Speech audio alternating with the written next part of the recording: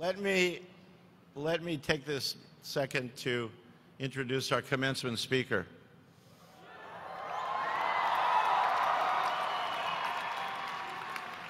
It truly is a privilege to have Elon Musk join us today.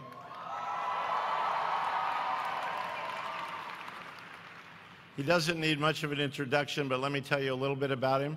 He grew up in South Africa, got his degrees from Wharton, came to California, started a company, merged into a company, sold a company called PayPal. Some of you might use it.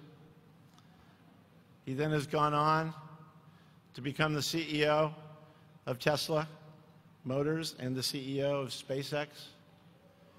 And in his mind, he has lots of brilliant ideas. I know it's truly an honor and a privilege to have him join us today, Mr. Elon Musk.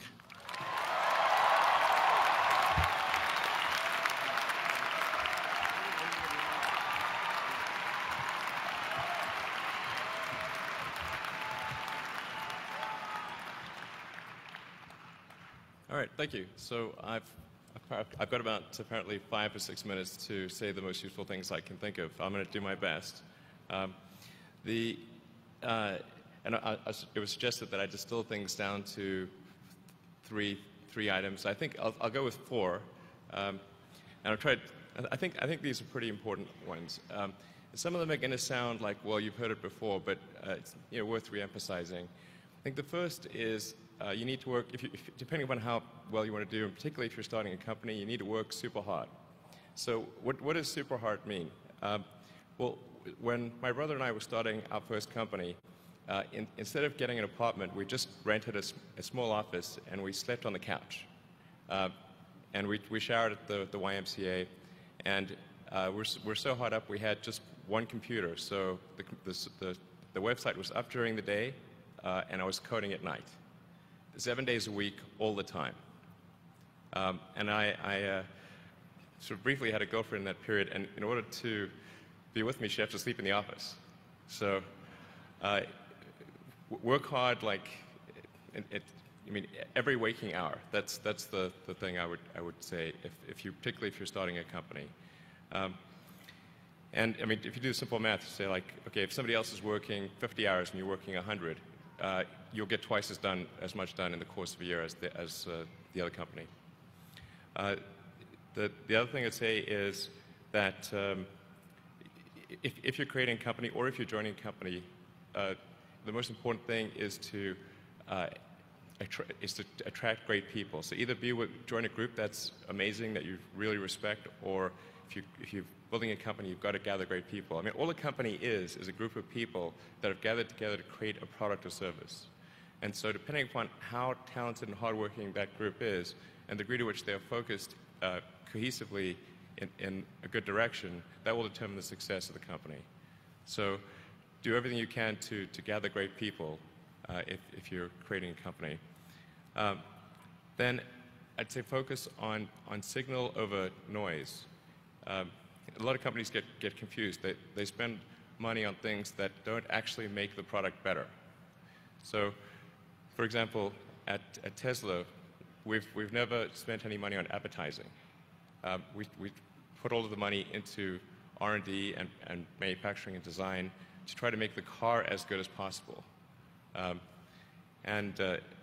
think that's the way to go. So, for any given company, just can keep thinking about, are these efforts that people are expending, are they resulting in a better product or service? And if they're not, stop those efforts. And then the final thing is to sort of don't just follow the trend. So you may have heard me say that it's good to think in terms of the physics approach or first principles, which is, rather than reasoning by analogy, you boil things down to the most fundamental truths you can imagine, and you reason up from there. And this is a good way to figure out if something really makes sense, or if it's just what everybody else is doing. It's hard to think that way. You can't think that way about everything. It takes a lot of effort.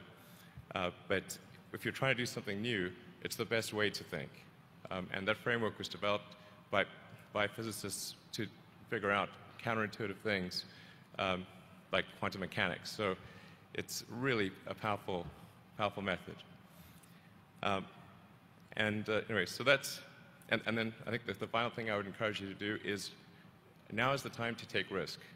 You don't have, yeah, you don't have kids. Your obligation. Well, sorry, probably don't have kids.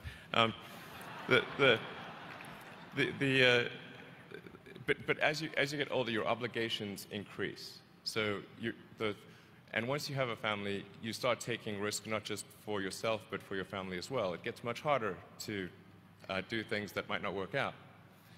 So now is the time to do that before you have those obligations. So I would encourage you to take risks now. Do something bold. You won't regret it. Thank you.